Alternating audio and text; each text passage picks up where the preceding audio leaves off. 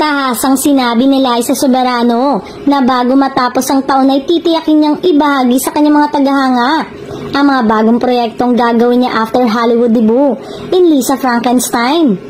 Ayon pa sa aktres, magbabalik umano siya sa paggawa ng serye ngunit tikom pa ang bibig niya kung anong TV series ba ito or saang platform ipapalabas. Excited din niyang ibinida na magkakaroon din siya ng reality show at pelikula. Umani naman ang samot-saring reaksyon ang kanyang pahayag na magbabalik teleserye na siya. Excited din niyang ibinida na magkakaroon din siya ng reality show at pelikula. Say ng mga intrigera, naubos di umano ang savings ng aktres sa pagbabaka sakali nito sa Hollywood kaya balik Pinas ito. O hindi ba pwedeng may offer siya kaya tinanggap niya dahil maganda ang proyekto? May mga nagtanggol naman sa aktres na nagsabing totoong may offer dito at posibleng ang seryeng gagawin niya ay kukunan sa Pinas.